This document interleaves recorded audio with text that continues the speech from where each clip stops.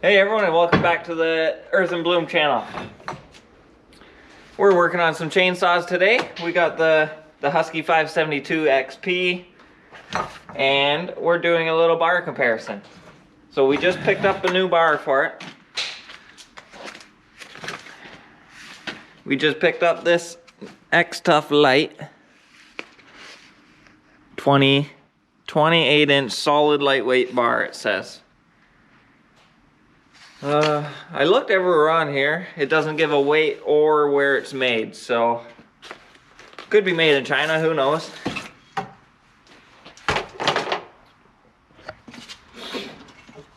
So this is a 28-inch X-Tough Light with the replaceable nose cone, sprocket, 3/8 by 50 gauge, and this is our 24.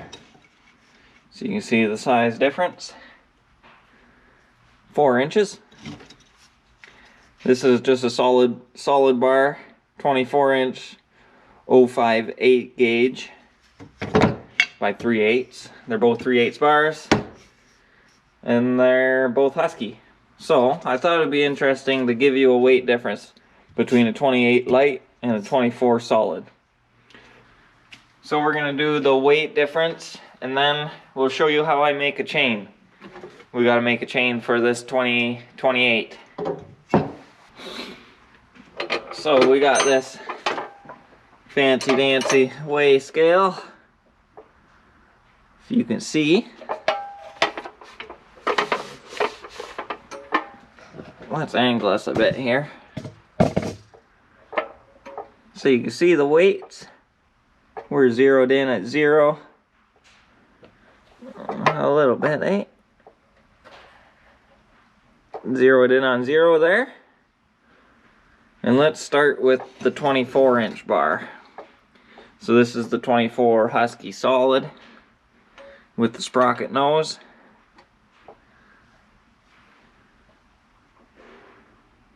And we are just at 3 pounds. 1.4 kilograms. Just over 3 pounds, if you can see that. 1.4 kilograms.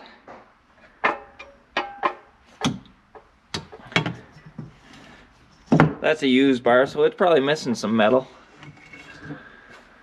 And this is the 28-inch Husky X-Tough Light. We're zeroed in.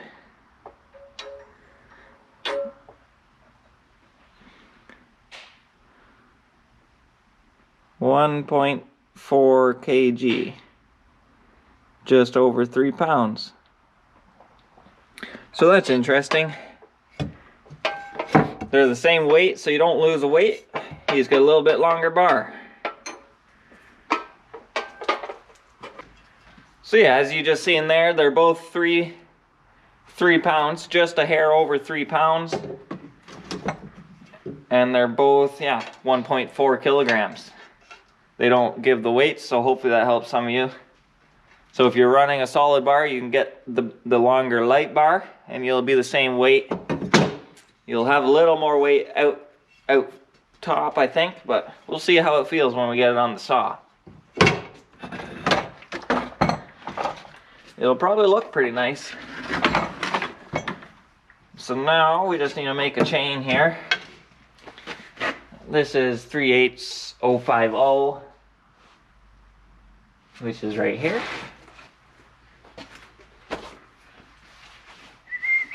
I can get a paint marker. Alright, so if you zoom in here, we need a 3/8 93 link drive link chain. So we need 93 drive links. Wear gloves if you're smart.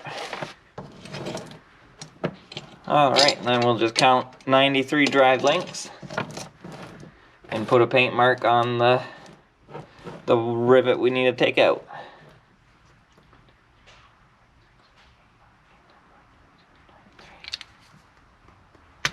So this is our 93rd. So we need to pop that link out. Alright, so now to pop the rivet, we're just gonna, let me get around you here. We're just gonna push down.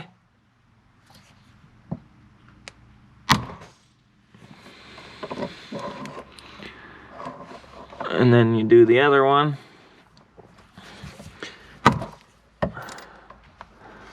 And there we have it. That's our 93rd link. Nice and clean. So yeah, basically you're just popping out one of these links. Sometimes it's a drive link. Sometimes you'll have to skip a tooth and there'll be a skip tooth, but that's all right.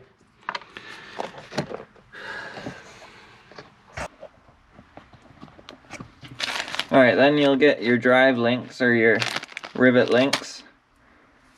It'll be just a one piece like that, and then one faceplate like this.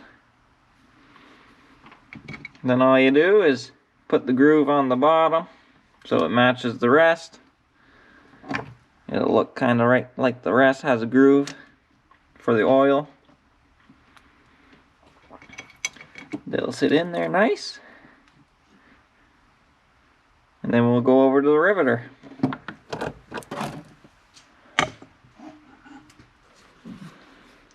So once you get it in there, you want to keep it tight. I think starting on the far side rivet works best. And just make sure everything stays aligned. You don't want to put too much pressure on these ones. Just snug it in. You'll feel as you spin, it's spinning on.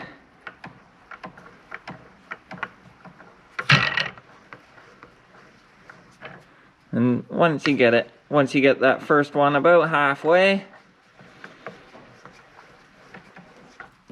back it off. And we'll go to the next one just to get it started.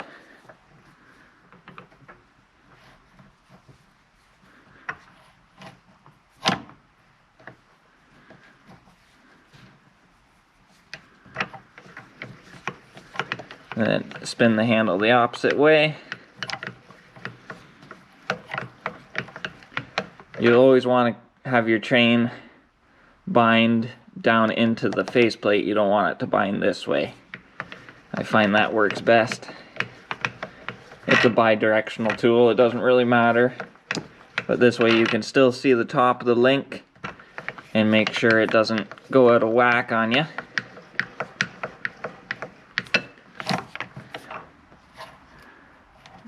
So we'll go a little bit more on this next one, or on our first one. So basically, when it's almost touching the link here, you're all right. So you can see no play, still moves free. And that's what they'll look like. They'll look like a smushed rivet. But yeah, make sure there's no wiggle in them. And make sure they both spin nice and free. And make sure there's just no play. Well, it looks like we got pretty close, so now let's see what it looks like on the saw.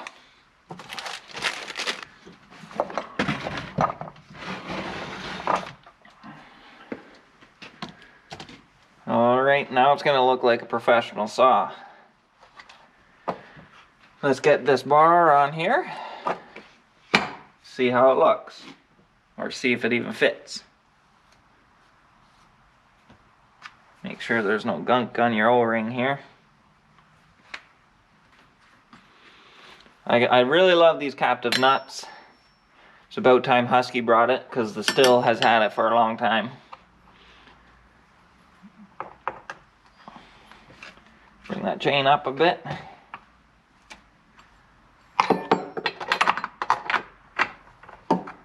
Well, and there we have it.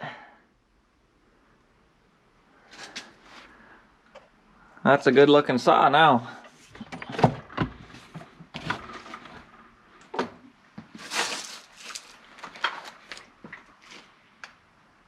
It's still pretty nicely balanced.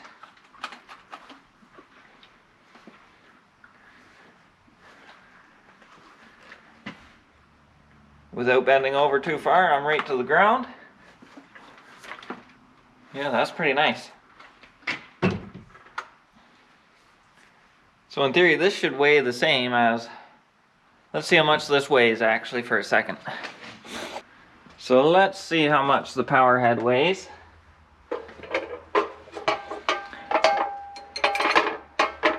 So, I don't know. Yeah, we're full of fuel. 28-inch light bar with the chain and some sawdust on it.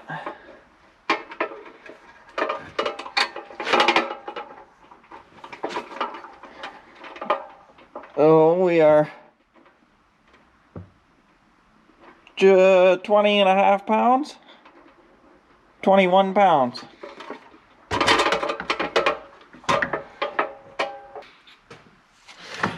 So the 24 and the 28 is the same weight, which is nice.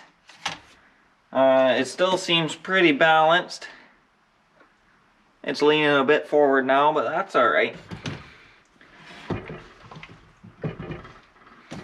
And the full saw, full power head with the chain,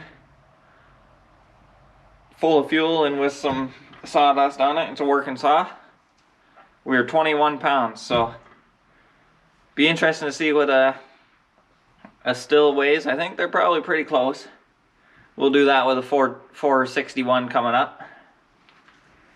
Maybe a 400. That'd be interesting. That's a 67cc saw, so could work. Like, let's see what this still weighs. This is a 261. We're half full of fuel.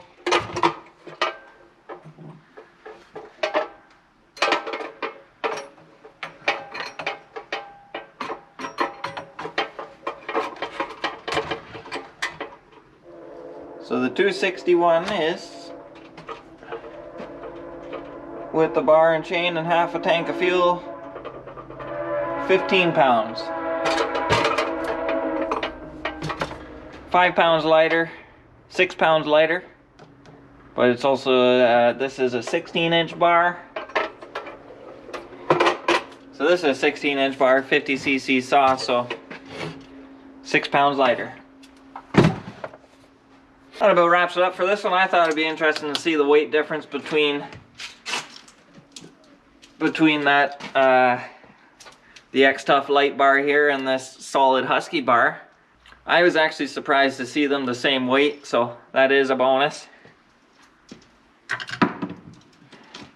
The downfall of a 28 is you got more teeth to sharpen, so you just, if you know there's some bad wood, throw the 24-inch on it real quick and away you go. And that kind of kills two birds with one stone in this video. Shows you how easy it is to make a chainsaw chain. Just whip it up real quick and save some money. Yeah, this saved me, this 28-inch chain would have been $40 or $45 I think at the Husky store, so they went up a bit, and might as well just make it if you can. And this way with the roll you can just make 3 or 4 loops. Then you're never sharpening in the field, you're just sharpening at home in the garage where it's a lot nicer. So if you like seeing this chainsaw stuff, hit that subscribe button down below. And we'll get this thing out in some big wood sometime here soon.